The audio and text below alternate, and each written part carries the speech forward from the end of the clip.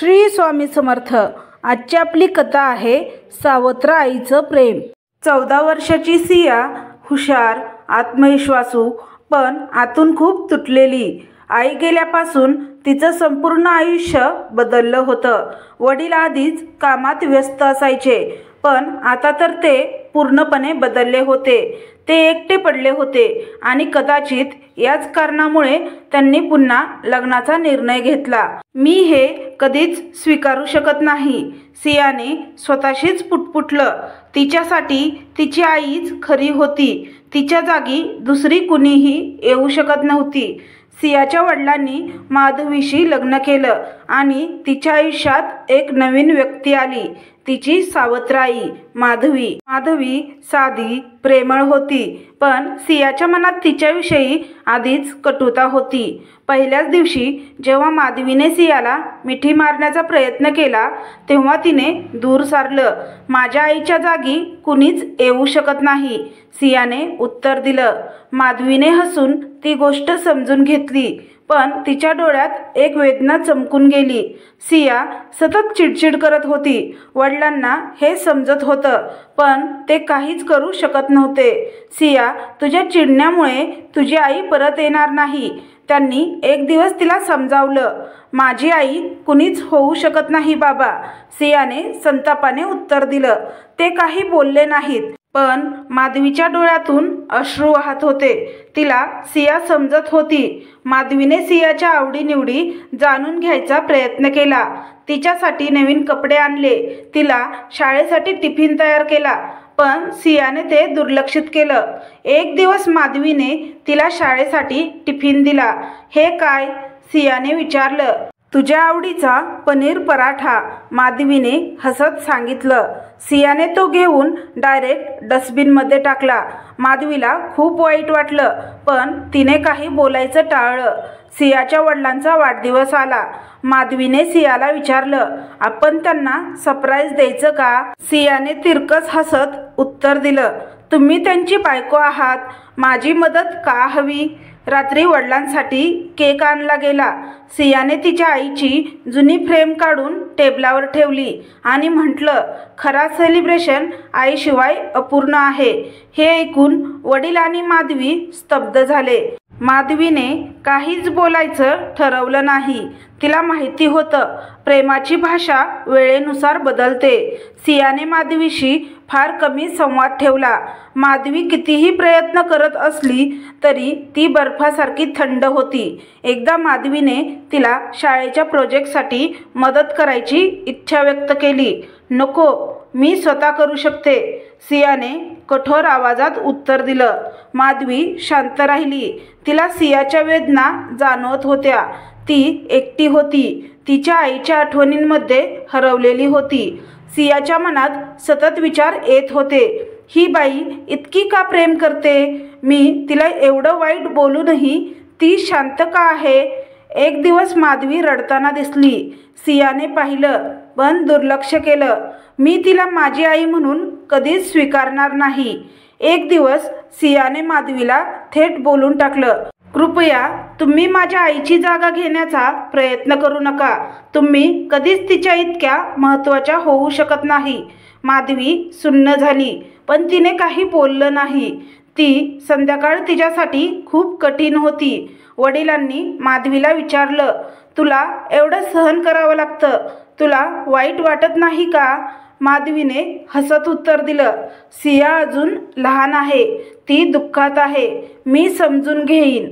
सियाने हे ऐकलं, पण मनात अजूनही तिच्या आईचं दुःख होतं। सियाच्या मनात अजूनही माधवीविषयी कटुता होती, पण तिला एक गोष्ट समजली होती, सियाने काहीही केलं तरी तिची आई परत येणार नव्हती। पण एक दिवस काहीतरी घडलं, ज्याने तिच्या मनाला कलाटणी दिली। सिया अजूनही माधवीला स्वीकारायला तयार नव्हती। तिच्या मनात आईच्या आठवणींनी खोलवर घर केलं होतं। एकदा शाळेत एक प्रसंग घडला। शाळेत एका मुलीने सियाला चिडवलं, तुझी सावत्र आई आहे ना? सावत्र आई म्हणजे नेहमीच वाईट असते, ती तुझ्यावर प्रेम करत असेल असं वाटतं का तुला? सियाच्या मनात आधीच माधवीविषयी कटुता होती. तिला हे ऐकून अजूनच राग आला. ती चिडून म्हणाली, होय, ती माझ्या वडिलांसाठी आली आहे, माझ्यासाठी नाही. मला तिच्याशी काहीही देणं घेणं नाही. हे बोलताना तिच्या आवाजात कटुता होती. पण का कोण जाणे, तिला स्वतःलाच ते शब्द ऐकून विचित्र वाटलं. जणू काही ती स्वतःलाच समजावत होती. एकदा सिया शाळेतून घरी आली तेव्हा माधवीने विचारलं, कशी होती शाळा? सियाने खांदे उडवले आणि तोंड फिरवलं. तुला काही खायला करू का? माधवीने विचारलं. नको, मी स्वतः करून घेईन. माधवी गप्प राहिली. तिला आता सियाचा स्वभाव माहिती झाला होता. त्या रात्री सियाला ताप आला. तिला अंग दुखत होतं. श्वासोच्छ्वास वेगाने होत होता. तिला काहीच खाण्याची इच्छाही नव्हती. माधवीने तिला हात लावून पाहिलं. तिचं तापाने होरपळलेलं शरीर पाहून ती गडबडली. सिया, तुला खूप ताप आलाय, आपण डॉक्टरकडे जाऊया. नको, मला काहीही झालेलं नाही. हे बघ, हट्टीपणा नको, मी तुला जबरदस्तीने घेऊन जाईन. सियाला पहिल्यांदा वाटलं आई गेल्यानंतर कोणीतरी तिची एवढी काळजी करत होतं. पण तिने तो विचार झटकला. माधवीने रात्रभर सियाच्या कपाळावर थंड पाण्याच्या घड्या ठेवल्या. प्रत्येक 15 मिनिटांनी ती जागी होत होती. ताप वाढतोय का हे पाहत होती. वडिलांनी सकाळी ऑफिसला जावं लागलं होतं, पण माधवी दिवसभर सियासोबत होती. तिने सियाला हलकं सूप बनवून दिलं, औषधं दिले, केसावरून हात फिरवत राहिली. सियाने थोडं अर्धवट पाहिलं. माधवी तिच्या शेजारी बसून हात पकडून झोपली होती. त्या स्पर्शात आईसारखी ऊब होती. तापामुळे सियाला झोपेत एक स्वप्न पडलं. ती एका सुंदर बागेत उभी होती. समोर तिची खरी आई दिसत होती. आई तिला हसून म्हणाली, सिया, मी नाहीये हे मला माहितीये, पण मी तुझ्यासोबत आहेच आणि कोणीतरी तुझी काळजी घेतंय, नाही का? आई, पण ती माझी आई नाही. सियाच्या डोळ्यात पाणी आलं. आई असणं रक्ताच्या नात्यावर अवलंबून नसतं ग, तुला अजून कळेल. आईचा आवाज मंद झाला आणि स्वप्न संपलं. सकाळी उठल्यावर सियाला एक क्षणासाठी माधवीच्या सहवासात आईची आठवण झाली, पण तिने ते विचार बाजूला सारले. ती उठली आणि हळूच स्वयंपाकघरात आली. माधवी तिच्यासाठी सूप गरम करत होती. तू रात्रभर का जागी होतीस? सियाने पहिल्यांदा विचारलं. माधवीने हसून मान हलवली. हो ग, तू माझी मुलगी आहेस ना. सियाला तो शब्द ऐकून विचित्र वाटलं. मुलगी? दुसऱ्या दिवशी शाळेत मित्रमैत्रिणींनी विचारलं, तुझ्या सावत्र आईने काही केलं का नाही? तुला औषध दिलं का? सियाला आठवलं. माधवी तिला रात्रभर पुसत होती, औषधं देत होती, तिचा हात पकडून बसली होती. ती उत्तर देणार होती, पण काही बोलू शकली नाही. त्या दिवशी सियाला माधवीच्या जुन्या वस्तूच्या कपाटात एक जुने पत्र सापडलं. ते तिच्या वडिलांनी माधवीला लिहिलेलं होतं. माधवी, तुला माहिती आहे की माझे दुसरे लग्न आहे आणि मला एक मुलगी आहे, सिया नावाची. मी सियाला सांभाळू शकणार नाही. ती तिच्या आईची खूप आठवण काढते. तिला एक आई हवी आहे, पण ती तुला स्वीकारणार नाही. तरीसुद्धा तुझ्यात एवढं प्रेम आहे की तू तिला आईसारखं वाढवशील याची मला खात्री आहे. पण जर तुला हे लग्न करायचे असेल तरच तू होकार दे. माझा तुझ्यावर कोणतंही बंधन नाही. सियाने ते वाचलं आणि ती स्तब्ध झाली. तिच्या मनात विचार सुरू झाले. माझ्या वडिलांनीही मान्य केलं होतं की मी माधवीला स्वीकारणार नाही, पण तरीही ती माझ्यासाठी एवढं करते का? तिला आठवलं की तिच्या आईनेही तिला लहानपणी अशीच काळजी घेतली होती. त्या रात्री सियाने पहिल्यांदा माधवीसाठी एक गोष्ट केली. तिने तिच्यासाठी एक कप चहा केला. माधवीला आश्चर्य वाटलं. हा, माझ्यासाठी? हो, तुम्ही काल रात्रभर जाग्या होतात ना? सियाने काली पाहत उत्तर दिलं. माधवीच्या डोळ्यात अश्रू आले, पण तिने स्वतःला सावरलं. धन्यवाद सिया. सियाने फक्त मान हलवली. सियाचं हृदय अजूनही पूर्णपणे बदललं नव्हतं, पण काहीतरी हलायला लागलं होतं. तिला एक गोष्ट जाणवत होती. माधवी तिच्यासाठी जबरदस्तीने नव्हती, तर ती तिच्यावर खरंच प्रेम करत होती. तिच्या आईचं स्वप्नही तिला सतत आठवत होतं. आई असणं रक्ताच्या नात्यावर अवलंबून नसतं.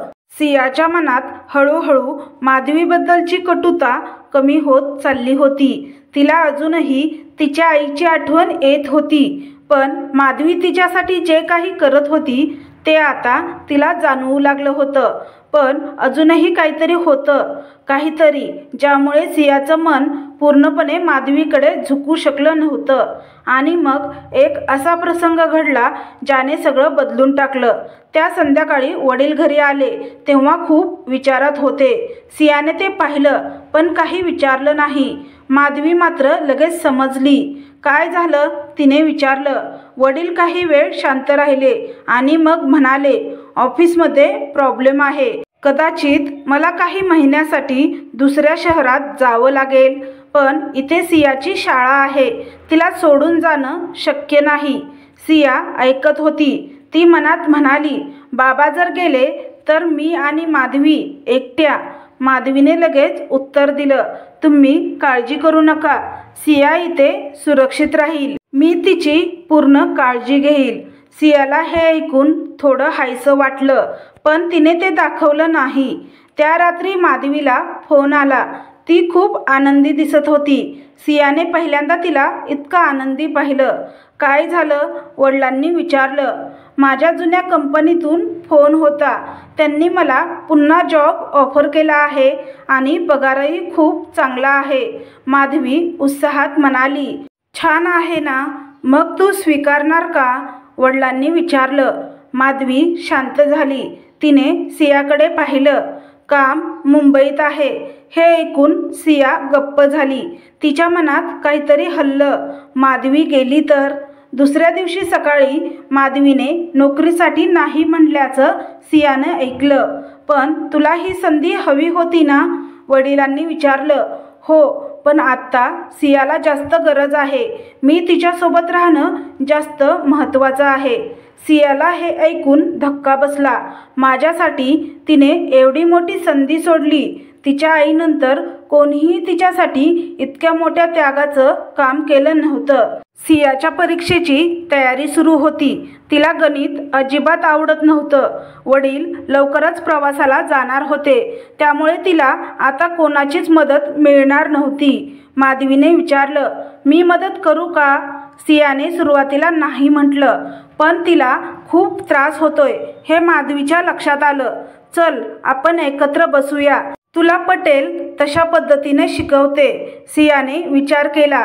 ठीक आहे, बघूया ही काय करते. त्या रात्री माधवीने तिला वेगळ्या पद्धतीने शिकवायला सुरुवात केली. एक वेगळा स्नेह तिला माधवीच्या शिकवणीतून जाणवला. परीक्षेच्या दिवशी सियाला खूप टेन्शन होतं, पण जेव्हा ती किचनमध्ये आली तेव्हा तिला तिथे तिच्या आवडीचा टिफिन तयार दिसला आणि त्यावर एक चिठ्ठी होती. सिया, परीक्षेत घाबरू नकोस. तू खूप हुशार आहेस आणि लक्षात ठेव, मी नेहमी तुझ्यासोबत आहे. All the best, Madhavi. सियाला ते वाचून गहिवरून आलं. खूप दिवसांनी तिच्यासाठी इतक्या प्रेमाने काहीतरी केलं होतं. शाळेत मित्रमैत्रिणींनी विचारलं, तुझी सावत्र आई कशी आहे? सियाने सुरुवातीला काहीच उत्तर दिलं नाही. मग एकीने विचारलं, तुला त्रास देते का? सावत्र आई म्हणजे तशीच असते ना? सियाला अचानक खूप राग आला. ती वाईट नाही, ती जोरात बोलली. सगळे थोडे आश्चर्यचकित झाले. सियानेही स्वतःचं वागणं नोटीस केलं. ती आधी असती तर हो म्हणाली असती. एक दिवस माधवी स्वयंपाक करत असताना गॅसचा भडका झाला आणि तिच्या हाताला भाजलं. ती वेदनांनी ओरडली. सिया धावत तिच्या जवळ गेली. आई. ते शब्द तिच्या तोंडून कसे आले तिला कळलंच नाही.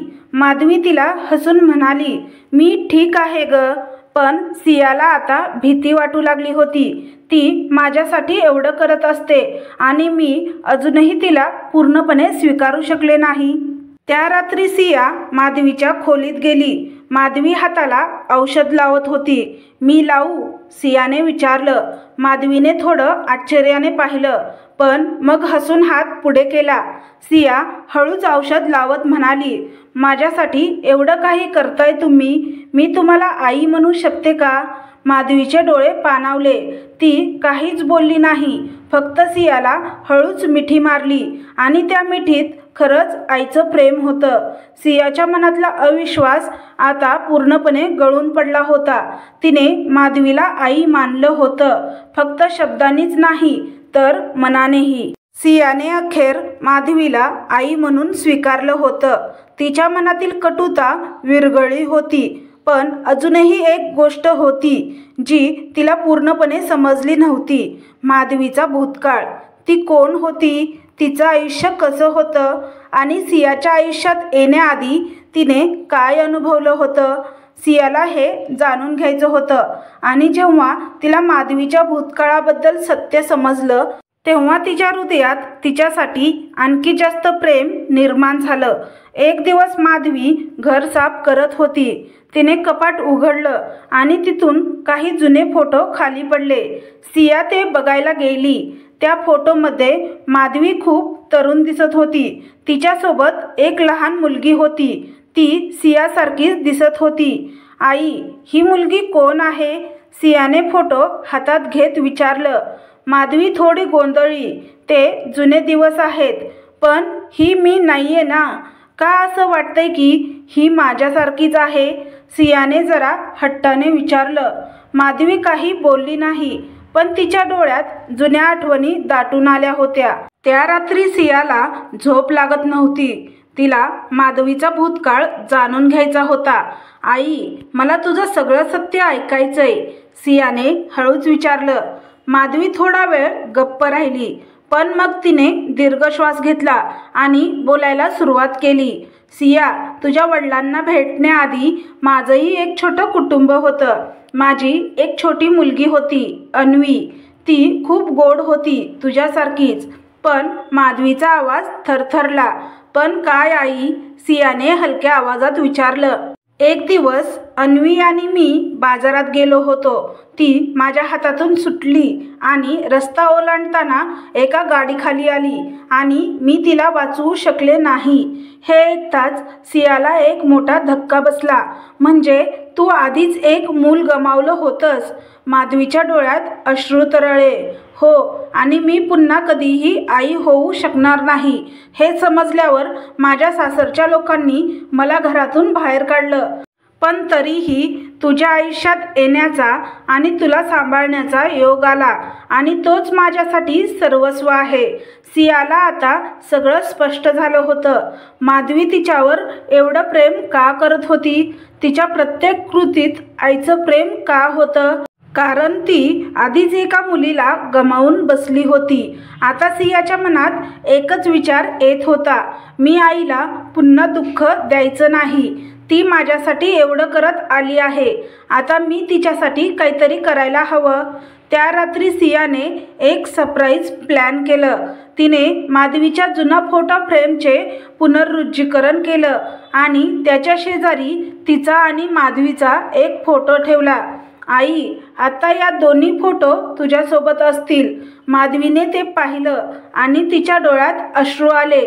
धन्यवाद सिया, ती हलक्या आवाजात म्हणाली. एका दिवस शेजारच्या एका काकूंनी सियाला थोडं टोमणे मारत विचारलं, तू आता तुझ्या सावत्र आईला खरोखरच आई मानतेस का? सियाला पहिल्यांदा असं वाटलं की ती काही बोलू नये, पण मग तिला माधवी आठवली. तिचा त्याग, तिचं प्रेम, तिचं समर्पण. ती ठामपणे उत्तरली, हो, आणि ती माझ्यासाठी माझ्या खरी आईपेक्षा कमी नाही. शेजारच्या काकू चकित झाल्या, पण सियाला आता त्यांचं मत काही महत्त्वाचं वाटत नव्हतं. आता सियाने माधवीला पूर्णपणे स्वीकारलं होतं. तिला समजलं होतं की आई असणं रक्ताच्या नात्यावर अवलंबून नसतं, तर ते प्रेमाच्या नात्यावर असतं. तर तुम्हाला ही कथा कशी वाटली हे कमेंट बॉक्समध्ये कमेंट करून नक्की सांगा. कथा आवडल्यास व्हिडिओला लाईक आणि चॅनलला सबस्क्राईब करा. व्हिडिओ पाहिल्याबद्दल मनापासून धन्यवाद. श्री स्वामी समर्थ.